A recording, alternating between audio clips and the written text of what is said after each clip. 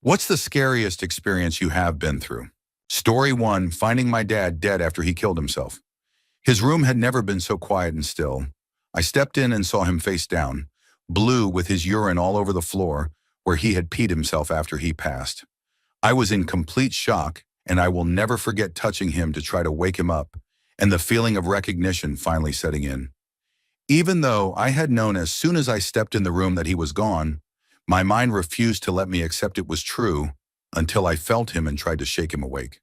Feeling his stillness was the most terrifying moment of my life, and I do not remember much after that. It clicks in your head that this person is gone. They are never coming back. And then the guilt and pain come rushing in. The days leading up to his suicide were filled with fear and anxiety because I knew deep down that it was coming one day, and there was nothing I could do to stop it. That feeling of hopelessness is hard to put into words.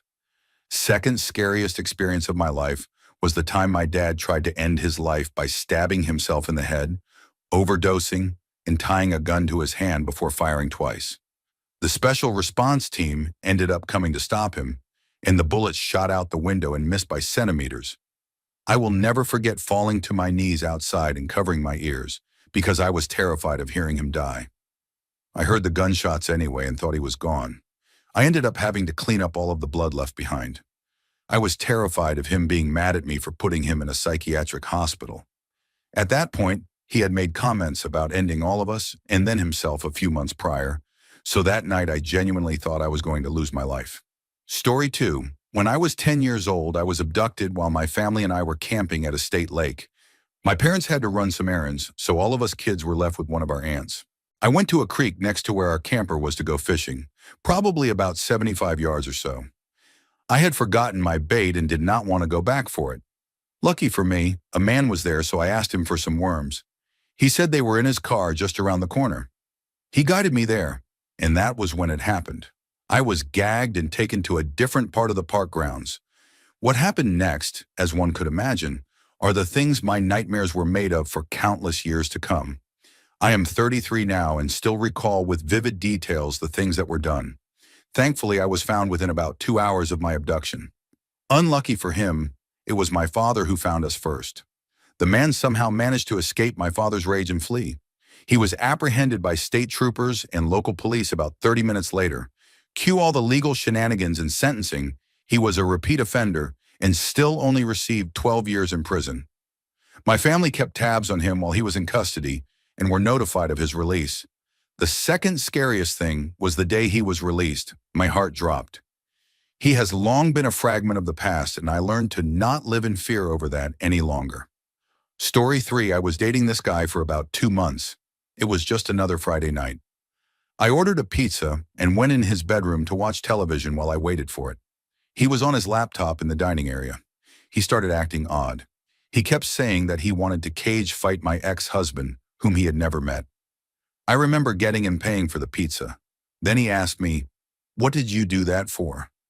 I had no idea what he was talking about. He proceeded to attack me. He pinned me to the ground and was choking me. Well, I was sure he was going to end my life. I managed to reach up and between his legs and grab and twist his groin as hard as I could. He rolled me over and bit my shoulder, then let me go. I still have the scar. I ran to his bedroom looking for my phone. I was in a panic and did not realize I could call the emergency line with his phone. This was back before most phones had screen locks. I made the mistake of telling him I was calling the emergency line, but I had not found my phone yet. He struggled with me, then stopped and went into his closet. I managed to find my phone at this point, but did not get the chance to call. He came out with a gun, my ex-husband's gun that he had stolen from my house. He struggled with me on his bed. I thought for sure I was gone.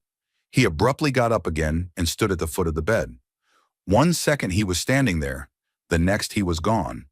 Apparently I totally blacked out the part where he shot himself in the head. I finally managed to call the emergency line, but I did not know his address.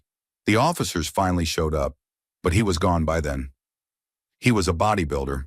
Turns out he bought illegal steroids off the internet.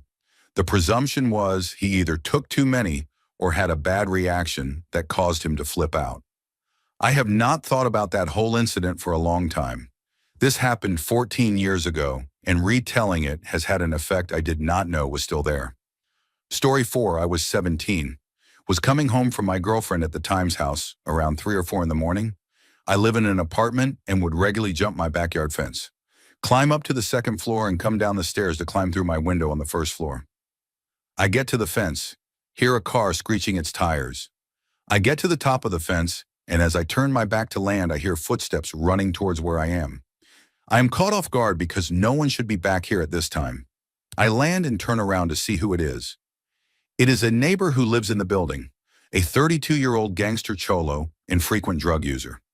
I felt relief because we were on decent terms and he knew who I was growing up. But he has an Uzi in his hand. He half points it at me, shaking as he does so. I nearly lose it, but he lowers it, realizing who I am as I say, "What is up?" He was obviously on drugs. Meth was his poison, and I could tell by the way he was talking. He asked me to hold the gun so he could take a piss, pushing it into my chest as he did so. I could feel him shaking from adrenaline and drugs. I look and it is just cold, hard steel in the shape of a gun. It looked like danger. I felt like I did not have a choice. I was stuck for a second, but I managed to take a step back, raise my hands and say, "Nah, bro, I cannot." He says it's all good. Use your shirt to hold it just real quick so he can go. I repeat, "Nah, I cannot." Put it on the floor and do what you gotta do. I will keep watch. He proceeds to take a piss, turning my way every other second because his loaded gun is on the floor between us. I look the other way, try not to make him any more nervous. Look into the sky and hear a helicopter approaching. It is low and its searchlight is scanning the area. I tell him, "Yo, I gotta go." He asks if I have keys to the backyard door. I nervously pull them out and say, "Yeah, I do. Let's go though." I hurriedly walk and run to the door, open it for us. He lives on the first floor as well, and we go opposite ways. A huge relief. I have to jump through my window still. I can barely manage to get the screen off because I am shaking so much. I manage to get in 10 seconds later and am shaking and nervous from what just happened. I wash my face, change my clothes, get ready for bed, and smoke a few bowls of herb to calm down. I thought it was a good idea. So I put Adult Swim on and try to relax and drift to sleep. 20 minutes later, as I am drifting off into sleep, a red laser is being pointed through my curtains. I nearly lose it as my bed was visible, and the dot seemed like it was shaky and searching. I was terrified. My only thought was he went and got more high, thought about what happened and decided I saw too much. I am literally hugging my wall, standing on my bed, trying to avoid the laser beam. I thought I was done. Then the light shuts off and flicks on and off a couple times. And I notice the angle is not floor level. It is coming in from the second floor. A neighbor girl I used to talk to had 2 younger sisters, and their window was across from mine, but on the second floor. They were shining a laser in my room. Most likely they saw me jumping into my room and decided it was a good idea that night to shine a laser beam into my room. I was upset and called her and sent her a few texts blowing up about them, shining a laser into my room that late at night. She understood without me having to explain, and they stopped immediately. But damn the thoughts that were running through my head. I did not know whether to laugh or to cry about the situation. Story 5. My mother tried to kill me. I was 17 and am currently no contact with her. I was kicked out at 14, and we have had a really unstable relationship since I was about 10. We were arguing over food, and she was already mad about her boyfriend going on holiday with his friend. She took my phone from my hands and put it in her room upstairs. I asked for my phone back multiple times as I had bought it myself and paid for everything to do with it. She kept refusing and told her boyfriend to not give me my phone back. I sat at the top of the stairs and said, "I am not moving till I get my phone back." She shoved me backwards and put her forearm on my throat with her whole weight behind it. My mother is not a light woman, weighing in at around 300 pounds at 5'2". I can still remember her whispering in my ear that she could end me and get away with it. My vision started going black at the edges and I genuinely thought I was going to die. Pushing her off did not work and I was starting to lose consciousness, so I tried to punch her. It was a feeble slap against her side, but it was enough. She threw me down the stairs and said I was attacking her. She grabbed my throat with her nails and shoved me towards the living room. The next 2 hours were filled with her telling me how much she hated me and wished she had gotten an abortion. I was punched multiple times and told that I would never be believed, that her boyfriend and his best mate would vouch for her and say I attacked her and she acted in self-defense.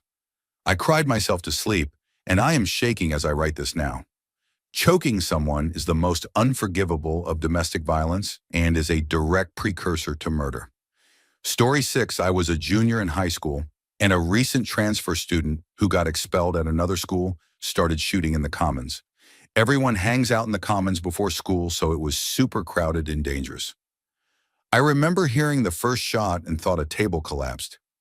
No one even batted an eye.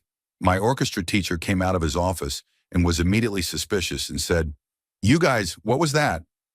Then a few seconds later, the second bang. We knew then what was happening. I happened to be in the orchestra room right next to the commons, and we had an exit that led to the parking lot. But in school, they teach you whenever there is an emergency to hide in a corner. I remember trying to hide in a practice room, but it was locked. Then my friends and I ducked under a piano, and students started swarming in the room from the commons. At that point, our orchestra teacher said, "Go," and had us run out the exit instead. It was a brave decision he made, and running to our cars was the longest run of my life. I remember ducking as I ran because I thought there might be other shooters aiming for us runners. As I ran, I realized I did not even have my car keys or phone and did not know where to go.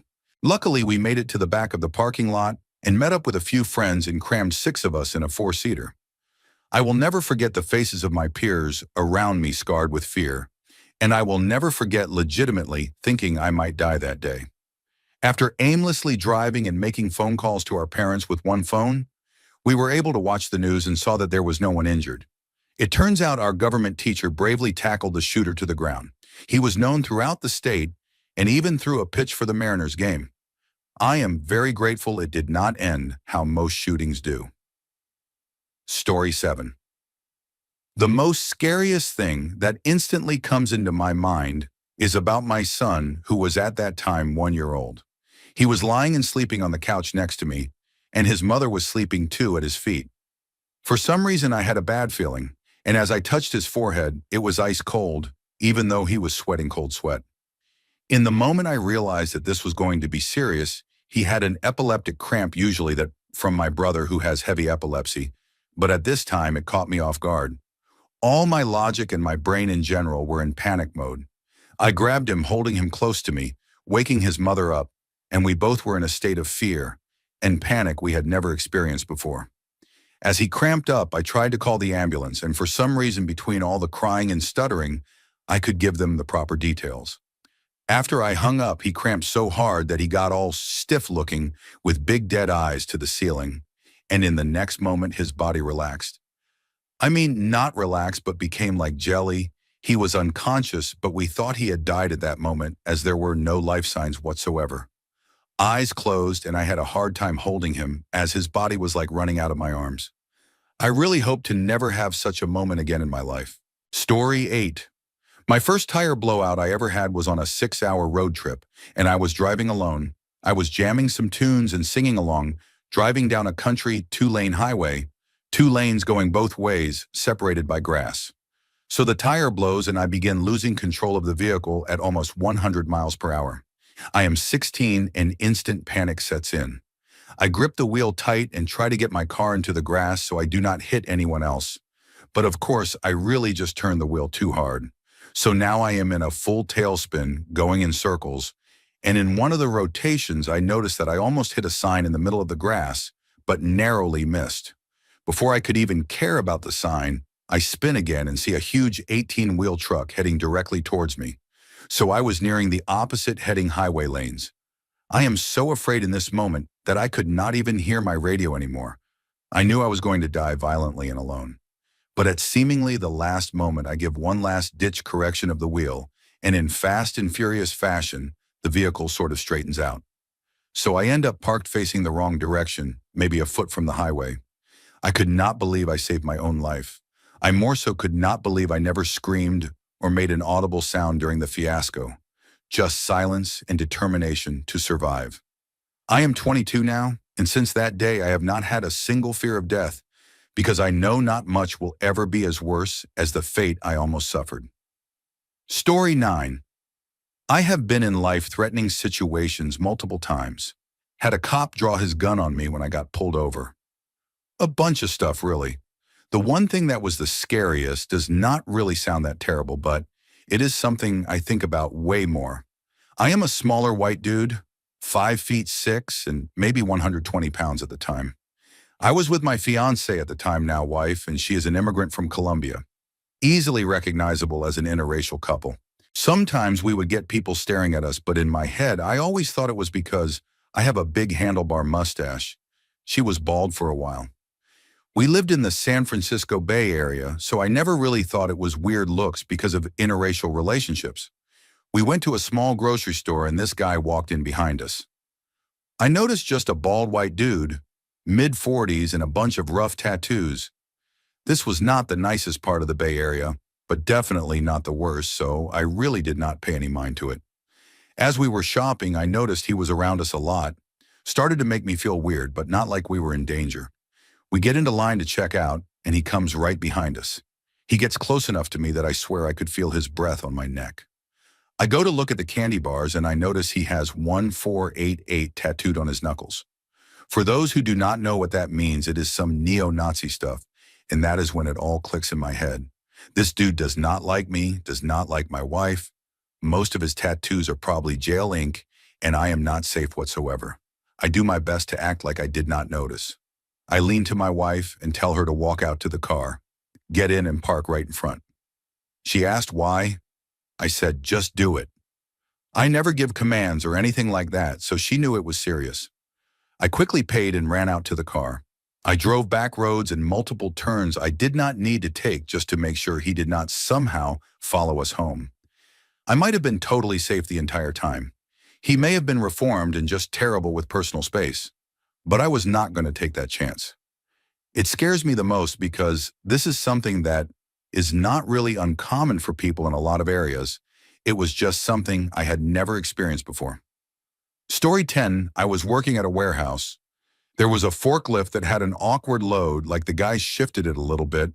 I went up to straighten a little bit off on it. Well, the guy was a complete idiot and backed through a doorway with the load quite a ways into the air, and it smacked into the top of the doorway at great speed.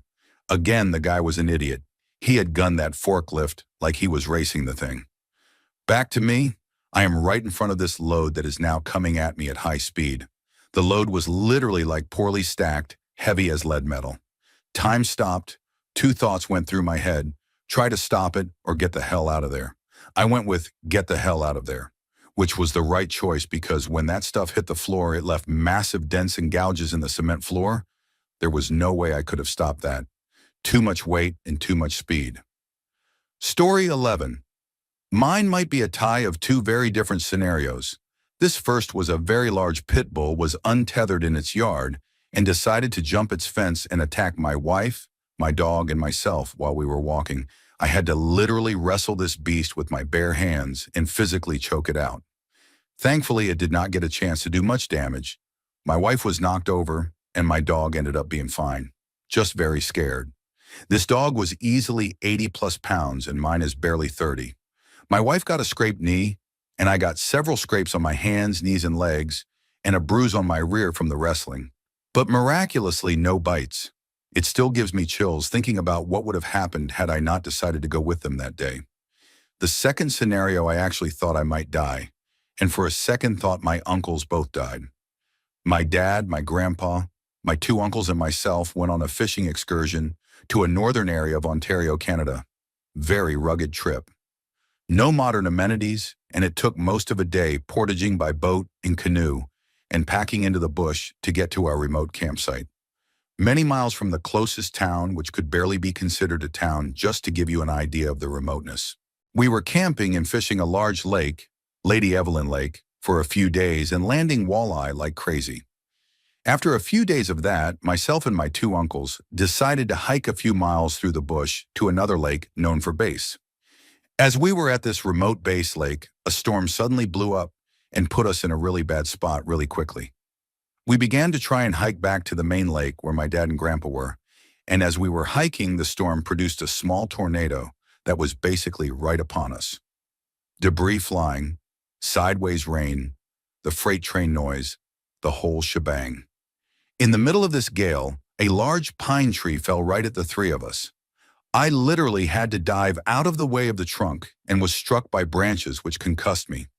I gathered my wits as best I could in the situation, and when I finally was able to free myself and turn back around, I for about 30 seconds thought this tree crushed my two uncles. Miraculously, it did not, though they too got caught under the branches, and my one uncle and myself were cut up pretty good, and I was concussed. We had to continue hiking back another couple miles through this storm, all the while worrying about my dad and grandpa while still being very much in danger ourselves. My dad and grandpa ended up being fine, having found a cave to shelter in and wait the storm out. My uncles and I healed, and now 10 years later we look back on that harrowing experience with fondness and pride. Story 12. When I was 10, my school St. Anthony's in South Bend, Indiana, had a fair which featured a ride called the Bullet. Two people sit in a revolving barrel that is a small bullet-shaped cage which revolves as you go around a circle like a Ferris wheel at average Ferris wheel height. Well, me and a 6-year-old are getting on, and the guy is loading us in and starts having us put on our belts, which I start to do, and as the kid is getting in the seat, the ride fires up accidentally. I can see in slow motion, the operator runs to turn it off, but it is too late. We shoot up to the top super fast at, I would say, 30 to 40 miles per hour. Remember how I said it revolves? It turned so the door we came in was pointing straight down, and since it started suddenly, it was not latched shut. I was really lucky and had belted the top portion, so my chest and upper body were held with my legs splayed out against the small cage above the door.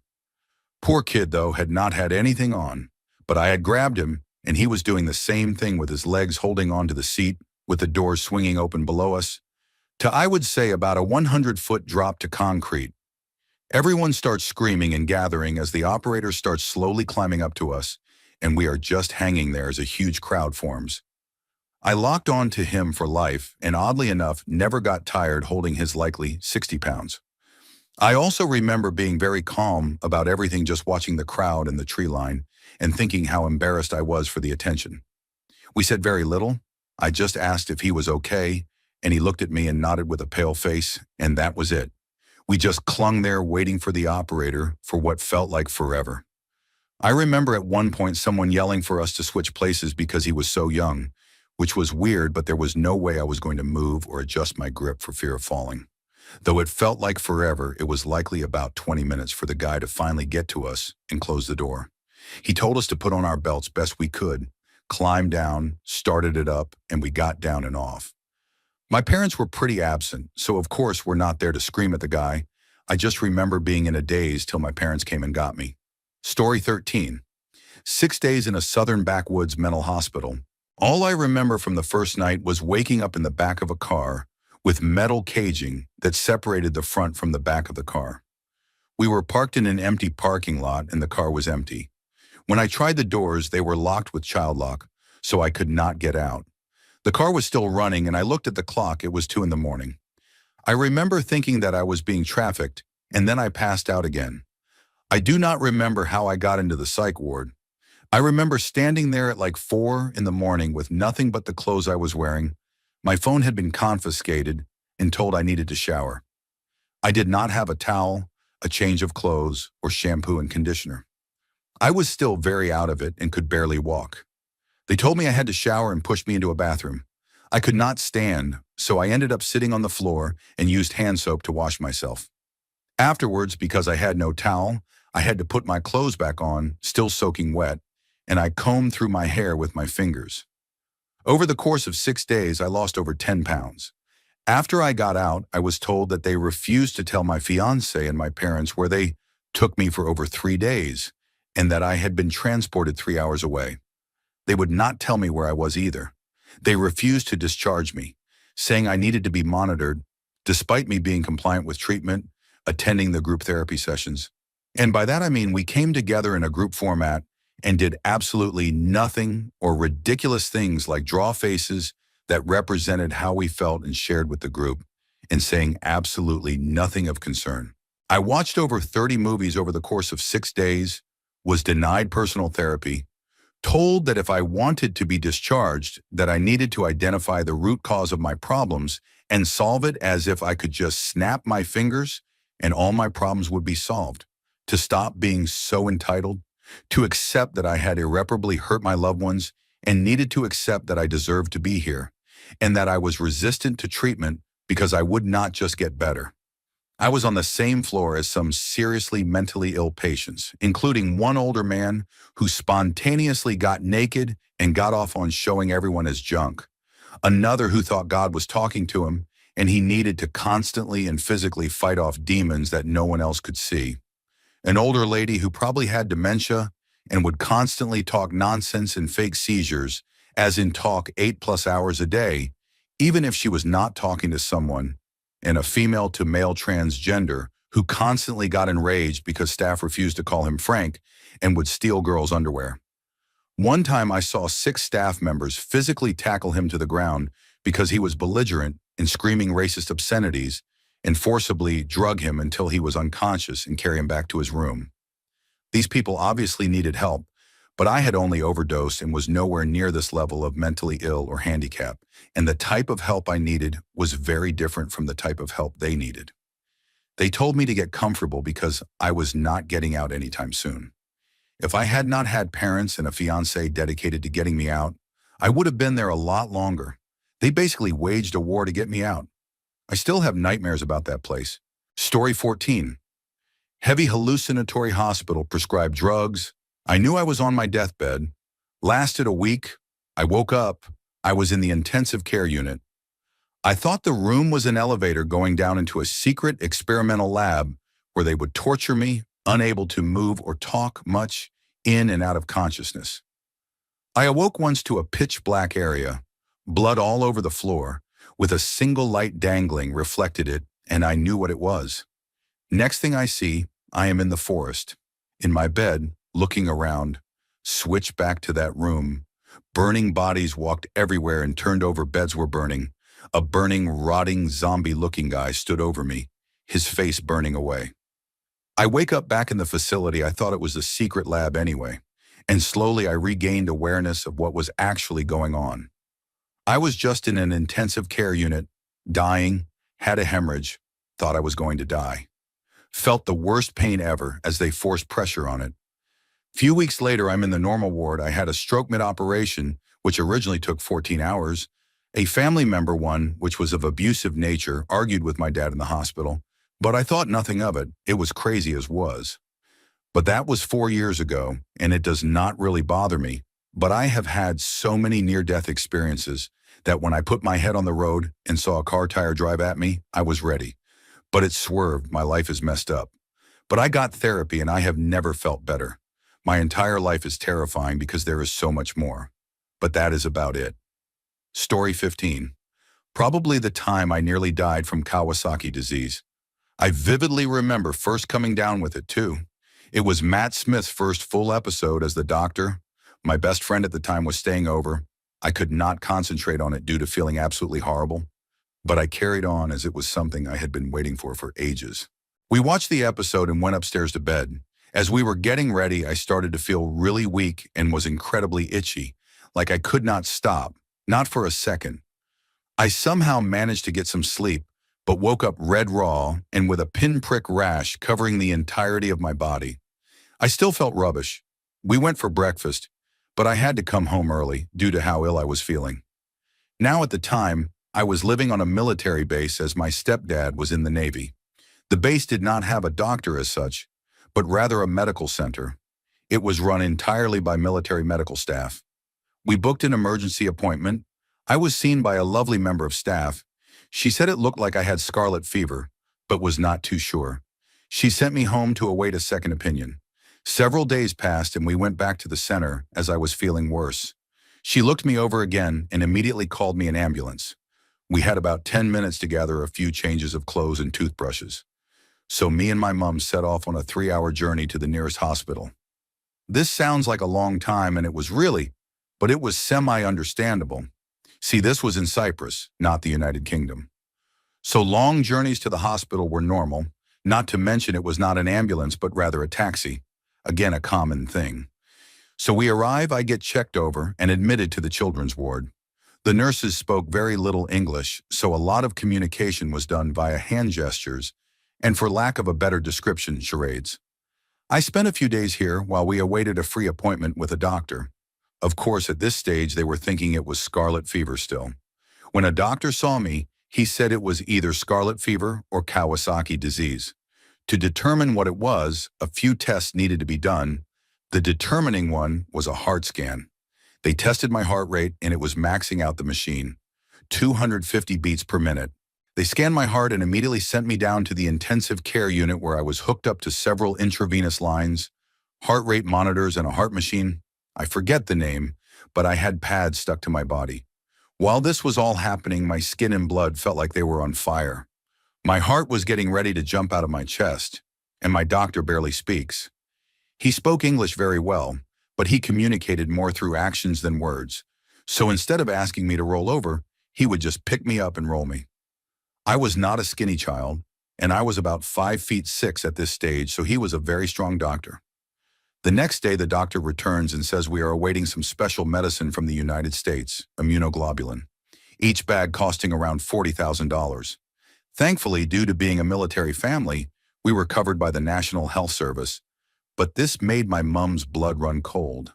I ended up needing 10 bags of the stuff, so I can safely say if we were not covered by the National Health Service, I would not be here. Anyways, once it arrived, I began my treatment of chemo, and as I later found out, another day without this medicine, and I would be dead. Every 2 hours, I had to have my blood pressure tested and my blood taken. The medicine was causing my skin to peel and my hair to fall out. My tongue was burned, giving me something called a strawberry tongue. My skin was still covered in a rash, and my blood felt like it was boiling. Eventually, I was sleeping through my tests and was finally ignoring the several people who died around me and the man across the ward shouting for the nurses constantly. It had been about a week so far, and I had not eaten a single thing because of my tongue.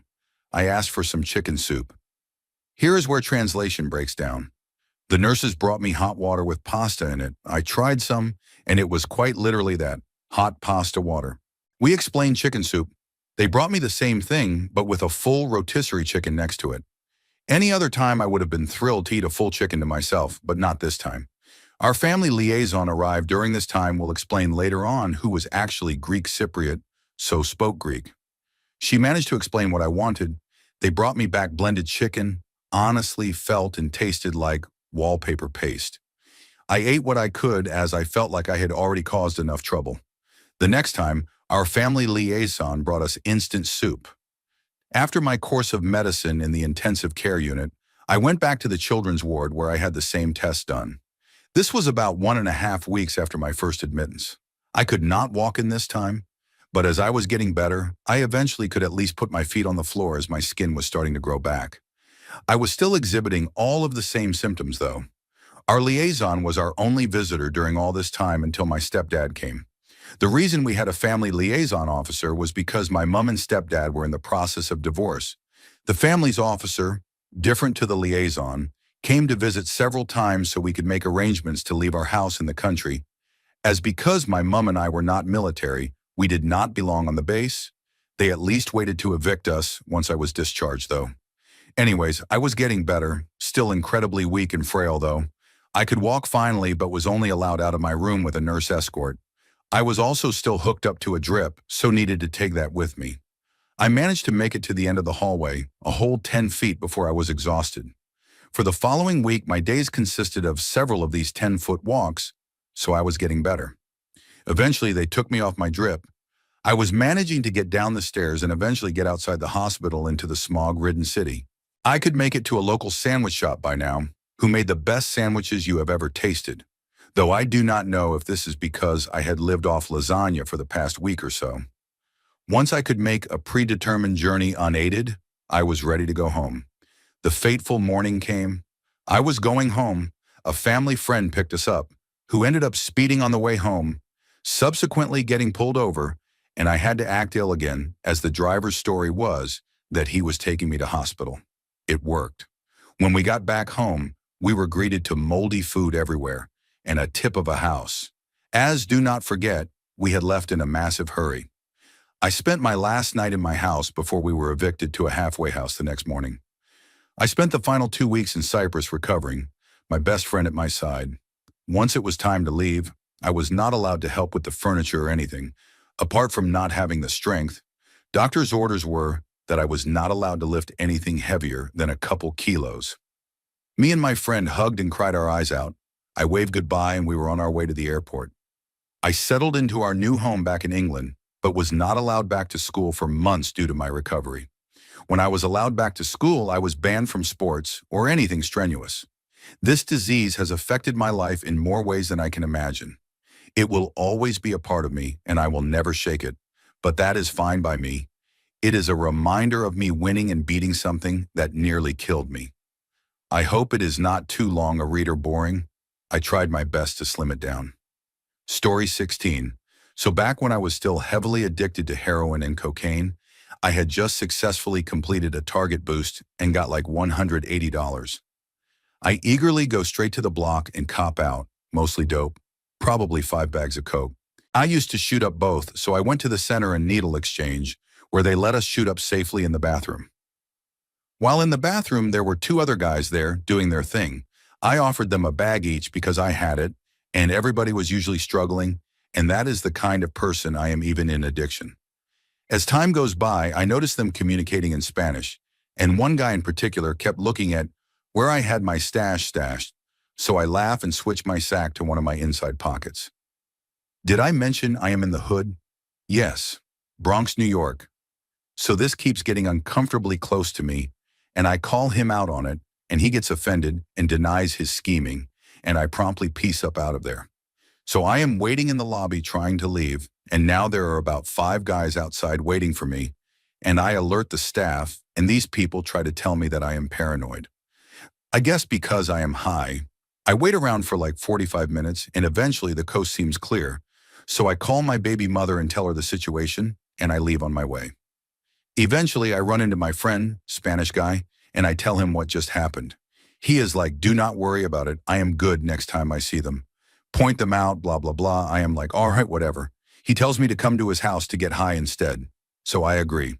Long story short, when we get there, it is in the Spanish projects. Great. I am black, by the way. So when we get inside, there are 2 guys sitting at a table. I greet them and sit down. Guess who comes strolling out the back? Homeboy, who I swear was trying to rob me earlier. Now I am extremely uncomfortable. But the situation is such where I cannot get up and leave or run out, because then I fear that would trigger an animalistic chase response, if you know what I mean. So I play it cool. I offer everybody a bag of dope. I load up my dope and coke in a speedball shot. Now I am trying to find a vein in my hand or arm to shoot up, and the guy I came with is insisting I let him shoot it for me in my neck. I have never done that before at that point, and I knew that was a whole different ballgame. An instant, intense rush, and I would most likely pass out or be incapacitated. I kept declining, and finally he agreed to shoot my hand. He misses the shot, and my hand blows up thankfully, so I do not feel anything. I tell him he missed, and I do not feel anything, and he keeps asking me if I am sure. At that point, I casually pick up my razor that I keep in my kit and just hold it in my hand. After a few awkward minutes, I stand up and I am like, I know what you all are trying to do. I am not stupid, and once again I am hit with a, you are paranoid, bro. I am like, forget that I am going to be paranoid, and I back myself out the door, knife in hand, leave the building, and run. I think about that day all the time, and how badly it could have gone. These are Trinitarios. They literally could have killed me. I know they were trying to harm me. This just gives me chills. I am sober now, by the way. Story 17. It is not the worst thing out there, but it was rough for me. When I, 33 female, was about 6 to 7, I could hear my parents fighting, which was not new, but it was more intense from my dad's side this time. He was extremely jealous, controlling, and was constantly accusing my mom of cheating on him. He was cheated on in his first marriage. After that, assumed all women are unfaithful and must be controlled and corrected by their men. Severely religious also. Anyway, this fight was bad. He threw a chair into a wall and was screaming sexist slurs at her. She was crying on the couch, and I asked her if she was okay and what was going on. She just told me to go back to my room. I did, and after a few minutes, she burst in my room, grabbed me, and told me to run. We ran to her Jeep, which had a glass sunroof. When we got in, she drove to the end of our driveway where my dad jumped in the back of the Jeep and busted the sunroof in with a hammer. I remember looking up right before he swung and seeing the pure rage and hatred in his face. That was the man I called Daddy, cuddled on the couch with. Let me sit on his shoulders when I did not feel like walking Daddy. My mom and I got away and ran to a bar across the street where she called the police and he went to jail. I still remember her and my aunt picking glass out of my hair. Unfortunately, my mom's family convinced my mom to get back with him after he got out of jail because God does not approve of divorce. It is your duty as a wife to fix this, etc. When I hear men yelling out of anger now, I completely panic and cry uncontrollably. Finally getting help this year though. Story 18. When I was a boy, 12 years old give or take, I nearly drowned in corn. My best friend lived on a dairy farm. I hung out on that farm all the time. One fateful day, my friend, his brother and I took on the task of assisting with the unloading of a dump truck full of kernel corn. The corn was meant to be dumped into an auger system that takes the corn into a grain dryer. I should preface this with the fact that even though my best friend and I were the same age, he was given unprecedented access to the farm's equipment. He was driving and operating the dump truck. There was no adult supervision. So I am sure you all have noticed the relatively small hatch on the rear end of a typical dump truck. The idea here was the truck is lined up with the auger built into the ground, then the small hatch is opened and the truck bed is lifted to allow gravity to do its thing. In order to give gravity a hand, my buddy lifts the bed of the truck to max height and angle. Then the three of us climbed up to the top and we basically just walked in place to facilitate the flow of corn kernels. I am a little fuzzy on how exactly I lost my grip on the dump truck, but I did, and I was washed right down to the bottom of the truck. A wave of corn followed down, and I was enveloped immediately. The pressure of the layer of corn on top of me was frightening, but when my friend's brother decided to let go and slide down to try and dig me out, that is when frightening became more like intense fear. When brother got to the bottom, he brought with him another avalanche of kernels. At this point, I am trapped under a great deal of corn. My mouth, nose, and ears are full of corn, and the pressure I am feeling over my entire contorted body was crushing. I felt the life being squeezed from me. I could not move. I could not breathe. I was actively being killed meanwhile. The truck is still emptying, and I am being drawn toward the hatch. I have never been more afraid before or since. Now, while the brother was busy bearing me, my dear friend had another idea.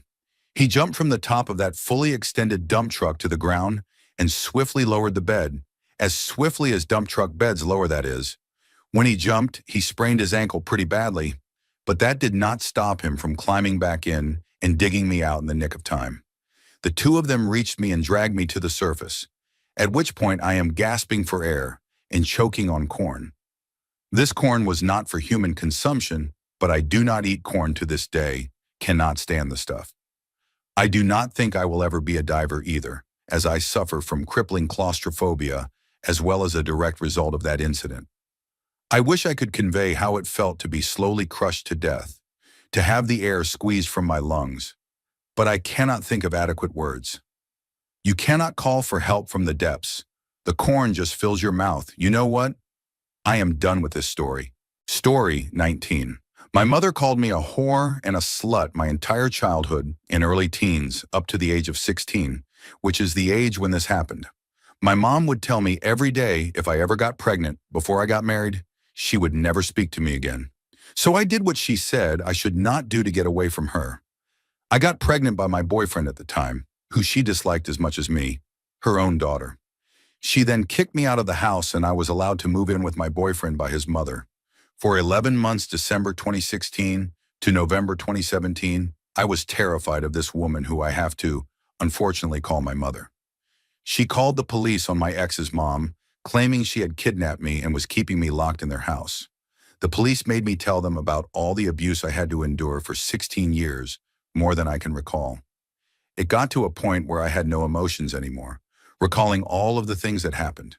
It took 11 months for my case to finally go to court to decide on who I would legally live with. During these awful months, I had no health care, no insurance, nothing. My mother had told me she burned all my stuff, so I had literally nothing but a bag of clothes my ex's mom had bought me. No school supplies or books. My ex's mom paid for all of my needs. School and the abortion I so badly needed. So when we were finally in court, I had to face my mother again. After 11 months of constant fear, my depression and anxiety being worse than ever, crying myself to sleep the little that I could a night because I was so scared my mom would show up in the middle of the night and scream at me, it was decided. My ex's mom became my foster mom until I was 18, and everything turned out okay. I now live happily with my dad, who was kept far away from me my entire life for reasons unknown, and we are the best of friends. Story 20. This week, 10 years ago, I was in a car accident with my brother. Huge lifted pickup truck smashing into a little Ford Focus. From my point of view in the front passenger seat, the truck T-boned my side, but the pictures of the car, it looks more like a head-on collision. Witnesses say we spun about 4 to 5 times. Now, I am not super religious or anything, so this next part might be a bit controversial to some, but this is how I remember it. In that time of spinning, I remember having a conversation with my grandfather that had passed the year before. He had told me he was there to guide me to the afterlife. I had just started high school and was finally happy for once, and I cried to him that I was not ready. He told me it was okay and that he would be there waiting for me later. I had woken up soon after that. I am guessing the car had stopped spinning for a moment. My brother was in the driver's seat screaming about his leg. There was airbag smoke everywhere, and my first thought was, where is my shoe, laughing? His car was equipped to immediately call the emergency line, so dispatch is on the other line introducing themselves. My brother can hardly speak, so I'm trying to tell the lady that we got into an accident. The driver's door ripped open, and it was a military member, I think. Someone my brother knew even, that took over the conversation with dispatch. She said help was on the way and stayed on the line until first responders got there. While we are waiting, I am in so much pain and thinking one or both of us is not going to make it. So I am professing my love to my brother, telling him he has been such a great person to grow up with. And he grabs my hand and tells me he loves me too. I hear dispatch start sniffling, and she is trying to tell us it is going to be okay. Emergency services show up. They try to take him out of the car first, and he is saying, no, get my sister first. I can get out and walk to the ambulance. At that point, I guess his leg was feeling better, until he actually tried to walk and saw bones were protruding out of his foot. So emergency services is working on getting me out. Our parents are showing up right as they are putting me on the stretcher. They are pulling a sheet up to keep me warm, and my mom starts screaming because she is thinking that sheet is going to cover my face. I could not see her crumble, but I am sure someone had to catch her. That is the single worst sound I have ever heard in my life. My mother thinking I am dead. It makes me cry every time. I am trying to call out to her, but honestly, I do not remember seeing her until we got to the hospital. Funny part, though, was when an older couple tried to literally drive through the middle of everything, and I heard the cops telling them, do you not see what is going on here? You cannot go through. All the while they are staring at me because I am being wheeled right by them. I had to go back to the hospital later that day because I woke up from a nap blind and we had no idea what was going on. The doctor did not want to give me a magnetic resonance scan because he said too many can cause cancer with all that radiation. And my parents argued with him, saying that I have never had one before. One now will not hurt. They would rather have me be exposed to that tiny amount of radiation than to not know if I had a brain bleed or something. 6 months earlier, I was hit by a car while I was in the crosswalk. They drove away. So 2 concussions almost back to back was real fun. In April, my face and arm were all cut up, huge bruise on my leg with a concussion. September, I got a concussion, severe whiplash, bruises on my arm and chest, and a chipped hip bone. My brother had the open fracture in his foot, which broke again when he dropped his laptop on it a year later. Whiplash and bruises. 2011 was not fun. I have had a lot of scary stuff happen since. Heart complications, thinking I am about to drop alone in my apartment, all while my husband was in Afghanistan. The deployment in general was awful. And then my husband sustaining an injury last year that he should not have woken up from and not being told anything about it. To say the least, I am very thankful that my brother, husband, and I all have life. I try my best not to take it for granted. Story Story 21. It is nothing compared to some of the posts here, but I was out walking my dog Trudy pretty late, at about 11:30 or something like that, and she is a pretty well-behaved dog and extremely lovely. She is calm, rarely barks at dogs, and does not cause much trouble.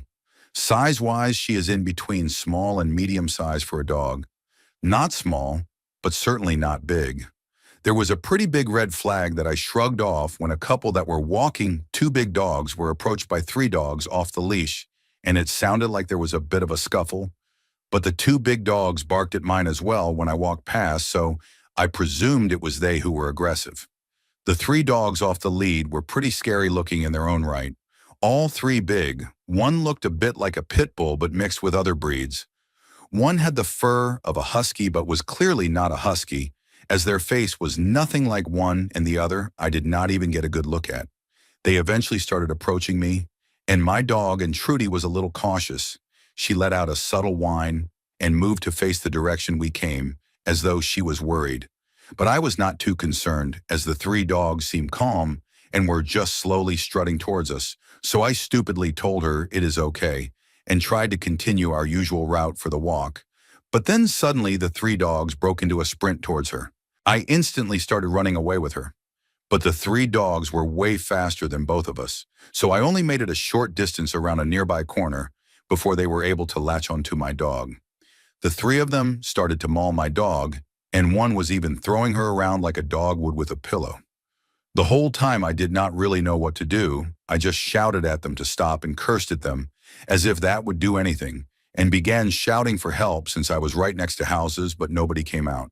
I could not let her die, but at the same time, if these dogs attacked me, I would be dead for sure as well. They were all massive and pretty scary dogs. In the end, I just could not accept my dog dying. I loved her too much, so I ended up just grabbing the back of her collar and dragging her as hard as I could across the ground, away from the scuffle, before she was eventually able to flip back onto her front and run with me. They chased for a little bit, but I just ran as fast as I could up the hill and heading back home, dragging her since she could not keep up, and they eventually lost interest and ran away. I thought for sure that at that point, not only she would be dead, but I would be too. In the end, her wounds were not too serious. She is luckily a very fluffy dog, so we think that might have saved her life. There were a few deep bites across her body, and she ended up needing shaved. But within a few months, she recovered and is now perfectly fine. Though for the following months, she suffered many nightmares, and she has never fully recovered mentally, as she went from being the easiest dog to walk to the point where now if she finds anything slightly ominous, she will just freeze and refuse to move, or run home on walks. Story 22. I was walking along a cliff on Ibiza, far away from everybody else, because I had enough of humans for a little while. I enjoyed the sea and the views, so I did not watch my surroundings enough. I tripped over a stone and fell down the cliff 13 meters, 42-ish feet. After 4 meters, I hit my head and ripped a big part of skin from my arms as I was trying to protect my head. It got cut open on different spots anyway, but I would not have survived the sharp rocks otherwise. After another 4 meters, I fell on my back quite heavily and ripped away part of the skin there as well. After the last 5 meters, I landed on my left foot.